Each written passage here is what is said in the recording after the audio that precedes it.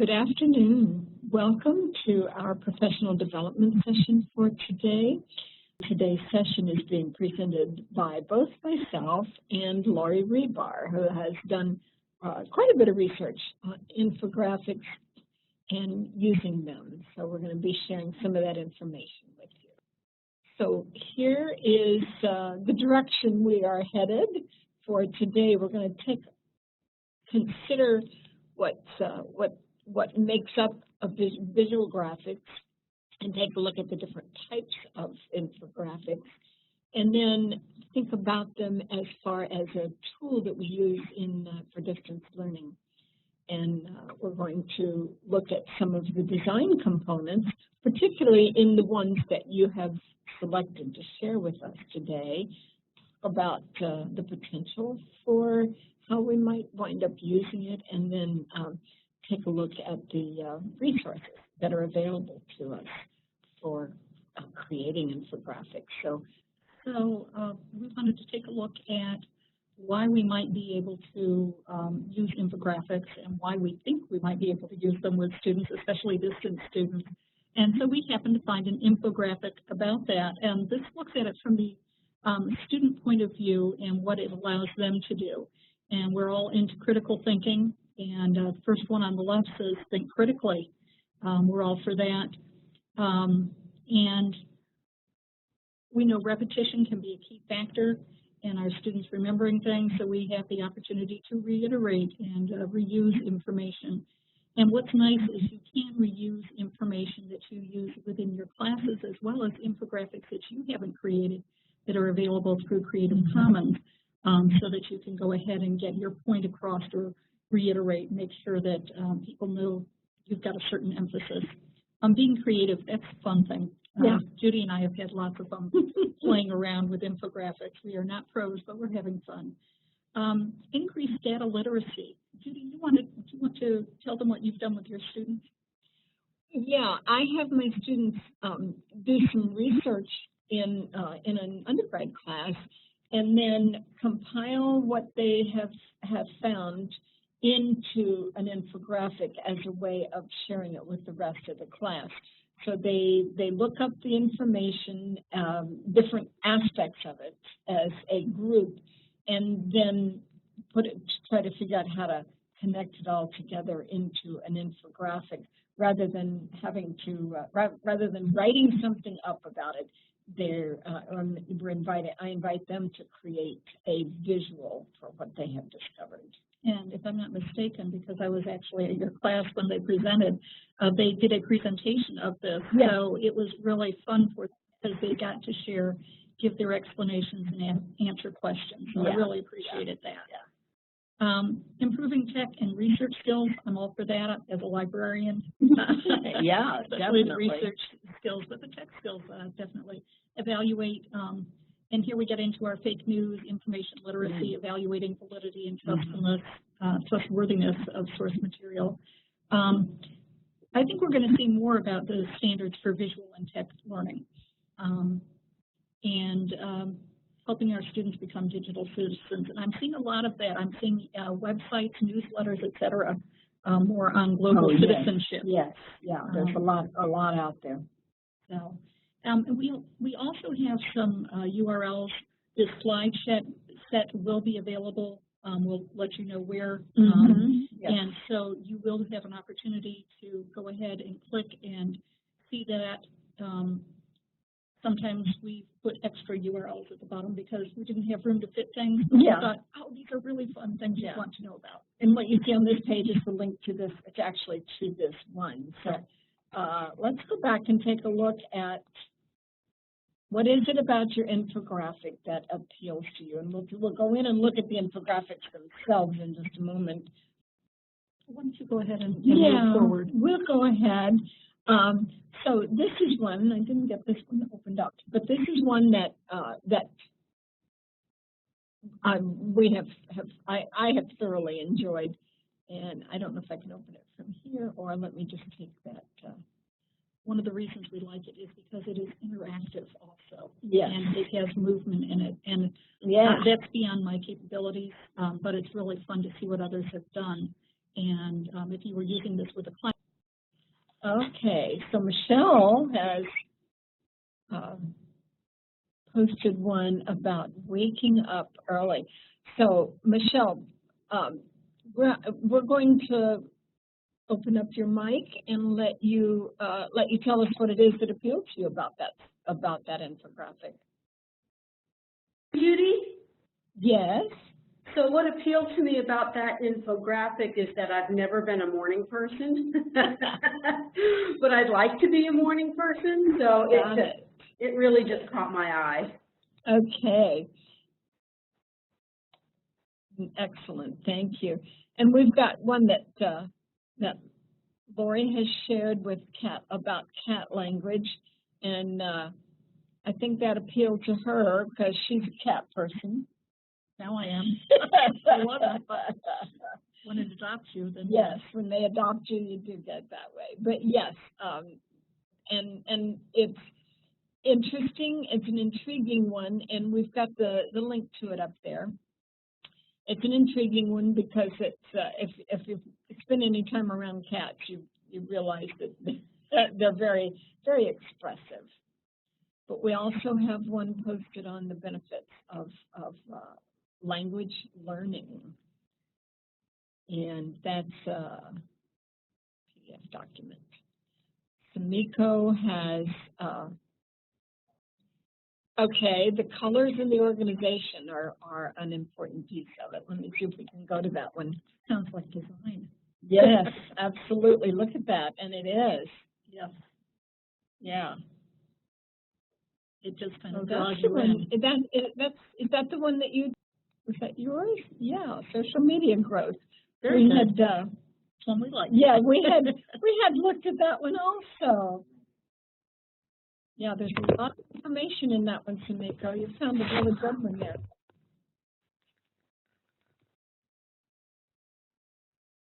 Look at that. You want to share something about it, Samiko? That it has the organization of the information, and then it has the percentages and where is it too much. Can you hear me? Yeah. Okay. So the information is organized. And I think that what makes it very good is that it has numbers, and so it's not overwhelming for the reader. So instead of having like paragraphs or lengthy sentences, there are numbers that individuals who might not want to read a whole paragraph will be able to see the numbers and still have an impact on the numbers. Like, for example, this one here, 71%, 28%. So if someone who's limited on time can see the growth, and also they're familiar with the different social media platforms, and they're able to identify with it and spend less time reading paragraphs of information. At the same time, the article or the diagrams are effective. And that's the important part, keeping the effectiveness, the balance of the effectiveness, and the amount of words and information on the screen. And I don't know about you, but that isn't, if I were to come across that information in an article, I wouldn't get very far into it. Yeah, excellent. Thank you. Thank you for sharing that. One of my favorite parts of that, too, was that's okay. You can just stay. Was that when they show each of the different social media types below, they use the exact same format, so you don't have to rethink what you're looking at. You're just looking at new facts and figures, but all of the information is in the exact same format there. See that? So there's the Facebook information with the facts on it, and then so everything is in the same format. And it's easy for your mind to comprehend and make the comparison. Yeah. Great. Keep doing that. Okay, that's fine. I know she posted a comment. That's all right. Thank you, Stephanie. Thank you for sharing that. The Signs of Happiness. I'm going to go check that one out for sure. And I enjoyed the one with the photography. I have to dig into it a little bit closer. I was trying to do some stuff with my camera yesterday, so I need to go back into this one and check it out. A lot in there.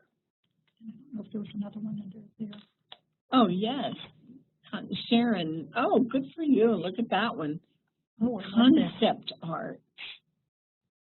And Sharon, what is it about this one that appealed to you? Actually, a lot of things, but when I first looked at it, I thought it was extremely informative, but it was very simple. And so I know I'm going to be dealing with, some historical facts and figures, and this just pinpoints it, like quick, easy to read. Yeah, so that's what immediately, I think it's very clearly organized. And then I think Lauri pointed out, about a collaborative project. I think this is a good model. Should I want to direct the students, to perhaps make their own infogram? Excellent. Yes, we do. We do want to do that. Great. Thank you. So back to the slides. Yeah. If you all could see what our screen looks like across the top here. Okay. That's okay. Get to that one. All right. So rather than doing this as a poll, let's just ask and see if anybody would like to speak up. Has anyone used them in your teaching as a part of your content presentation? Oh, there we are. There's the questions. And you know what? Because we've got a 5-minute time limit on here, we will come back to that one. So while you're answering the questions, whether you've used them in teaching and used them as an assignment, we will move on. So we're thinking in terms of how we want to use the infographics for our online courses. And so for distance learners, they help them helps us pull the information together for them and guide them into the information. As Samiko pointed out on the one on the social media, it was put all of that data into a very easy readable format. And so we know that it's going to engage the learners, and it helps them understand it. It makes it a whole lot easier to really get the idea of what's going on in there. And then it can also support what we're doing within our courses and different ways of showing the concepts. Sharon mentioned as it's something that she's going to be using in her class because she wants to talk about those particular timelines and how they interact, and also to be able to work together. So that's the ways that they especially work well for distance learning. So Lauri, what are the different types? Since we talked about the types. Well, first of all, everybody is going to come up with a different number of types and probably different names for them. So what we liked about this was very short. We have 6 different types, 3 on this slide, 3 on the next. But they also give us some definitions as well as some samples of how something might actually appear if you were to use this format. So the first one is useful bait. And if you've ever seen charts for cooking and measurements or substitutions, things like that, just basic information that you want to get across to people. It's not necessarily earth-shattering, it's not a comparison type of thing, but it's just information that you're getting out there for their use. And we'll show you some examples of these. Yeah, absolutely. We've created a Padlet with examples for you. Versus or comparison. So we saw in the one about social media that had some comparison in it, and so you can see how different things would apply. And you're going to find too that one particular type of chart that they show here, they may say, well, you could also use this for this if you wanted. So there are a lot of different ways, and you'll find that there are different chart elements. Different ones may appeal to you in different settings. Heavy data, some people have called this numbers porn. I did not coin that term myself, but taking a look again, that social media one, where you have a lot of numbers and you want to make information easily understood, this would be the type of thing you're looking at. And that, again, the social media one incorporated several different types. And the URL at the bottom of that page takes you to both of these slides. You have a roadmap, which is fun. We all like thinking about roadmaps and where are we going, and but we're visually leading our students, leading our learners. The timeline speaks for itself, but it could be used in several different types of things also. And then a visualized article, that's where you have a whole lot of information. You maybe have more words than you typically might in an infographic, but you're able to chunk things together and use the power of the visual to walk people through what they're going to be reading. We also put some links at the bottom. We couldn't resist. Some other examples that were done by different vendors as far as different types of infographics. So you may see 8 listed or 6 or 5 or whatever. And any of the ones that create them will give you a different number and a different format for them. But essentially, there's a variety of types, a variety of ways of doing it. So we're going to go in and show you our infographic. Our infographic types. So you want to so useful bait, again, working with a lot of data. This top one that we see is important design elements, and this is made by a company called Canva. You'll probably hear us talk about them. Pictograph is the one that we showed you images on the slide. And so a lot of these companies that actually do this for profit, or they may have for free usage also, will oftentimes give you some really good information. They do. Oh, look at that. Around the world in 80 copies. There were things there that I had never heard of and things I'm sure I didn't want to hear of. One had lemon juice with the coffee. It just was a little much. That was a little much for me. Wow. I like the sweet. Road trip snack recipes. I like the first one they showed because it was a necklace and you put all your food there and it just seemed simple. Whether it was whether you were driving or you had a 2-year-old with you, either way it would work. But those are a typical kind of useful bait. It's fun, and it kind of draws you in. It tells you with the title, and I believe that we have, there we go, Daily Infographic, best road trip snacks, so that you can go to that one. So what about, right, so if they take a look at the slides, they'll be able to get back to this URL and check these out in detail. Versus or comparison. I happened to find one on real versus fake news, and that happens to be something, one of my pet projects, an article co-written about that. And so this is great. Just with the colors, they're able to show you real versus fake. Oh, that's a good way of doing that comparison, too, by the 2 colors. So they really did a nice job of that, and just showing you different examples, different information. And that one's from Misty. And then the next one is a really crazy one. This is all on cognitive bias and the dangers of them. And as you can see, there's a ton of information. But in order for you to be able to see this, you'd need to look at each little segment. But what's nice is it has all of the information in one infographic.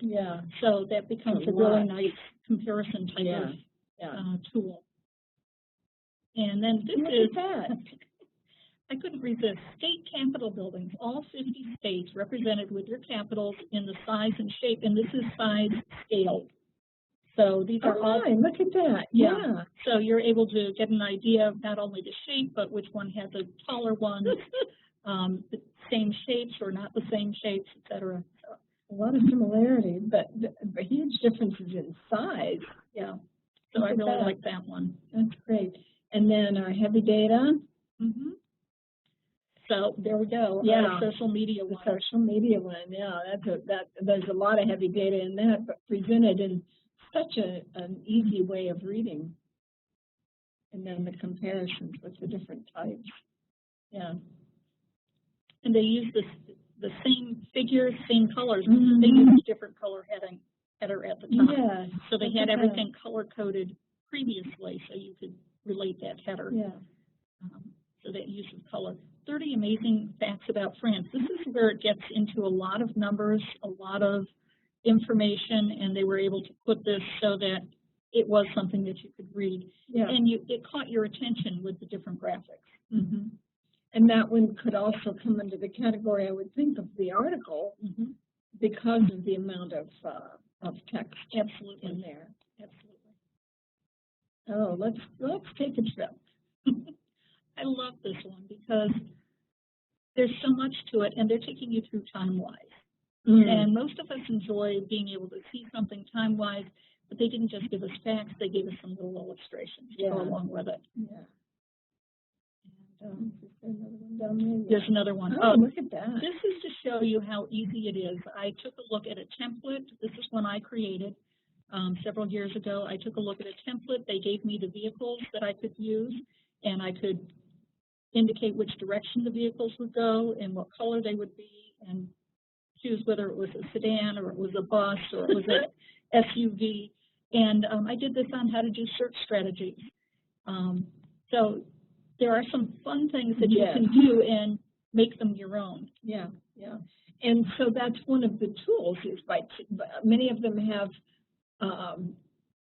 one that you can use and just replace what they have with your information, so that the design ideas are already in place for you. And I only do things that are free. You know that was free. Internal combustion engine. Having a brother who's a mechanic, and growing up around Detroit, I had to look at this and say, yes. But I thought this was a really neat representation because you could see the different engines there, and they used just several colors, black and white and red. Look at that. And yet it really catches your attention. You're able to go through it very easily. And then, oh, look. That was for you. The next one is for Judy. It's Rubik's Cube and 20 moves or less. All right. So this could be a timeline. It could be probably called several different things. But I decided, since it was a chronological steps that you were going to be working on, that this would fit well as a timeline. I have not tried this, but I've had people give me Rubik's Cubes. I have 2 at home. Maybe I'll try this. Well, if you lose sight of us, it's because we're trying to figure out a Rubik's Cube here. Before you go, on the look bottom at there, that. see the black part with white? That's the actual resources that they use, where they're giving credit for all of the images and information, that type of thing. They didn't want to fit it on the bottom. They turned it on its side. Pretty neat. Yeah, yeah. And yet it's information that definitely needs to be included in there. Right. So that's a great way of showing it. Always give you resources. I'll let you introduce this next one. Well, it's the whole visualized article where you've got a lot of content, but you know, the healing power of cat purrs. And if you look closely down there, you'll see that the cat is actually in there, and it's talking about the various ways being around a cat makes you feel better, and it heals us. So I encourage you to go take a look at that infographic. The link is right there on it. That assumes you're not allergic to cats. Yeah, well. Oh, look at that. Okay. This is a great one. This tells us all of us can be a Google Power user. But what I really like is there's simple things to use with Google, whether you're using it for yourself, you want to introduce some of these to your class. Yeah. You'll be surprised. Most of them have no idea that these things even exist. Yeah. So. And what intrigued me, because we looked at several that had components of Google, what intrigued me is that they always seem to use the colors from the Google logo. So there's all those colors in there. Yeah, I like that too. It's just a really smart way of doing things. Yes. Yeah. Is this another? Yeah, Google search features. It's still the same. Still with their colors. All the same thing in terms of being a power user. Oh, okay. Yeah. Look at that. They show you how you can move images around and do different types of things. Around. Yeah.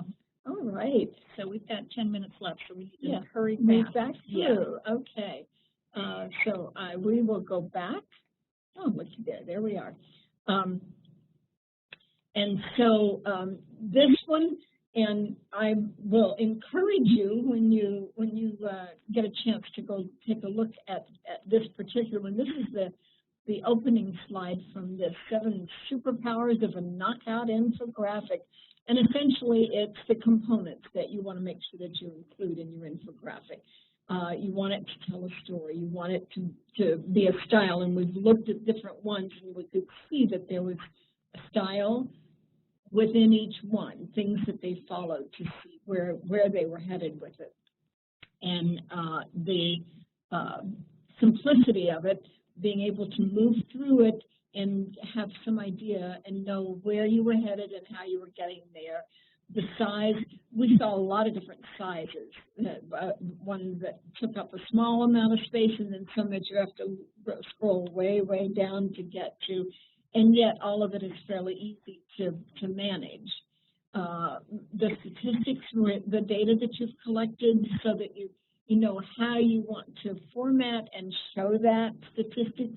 And as we mentioned on the Google one, always include the sources, where your information comes from, and how you want to share it out. Most of the places, and we'll show you in a few minutes, that where you can go to create your own, most of those all have a link once you've created it of being able to share it.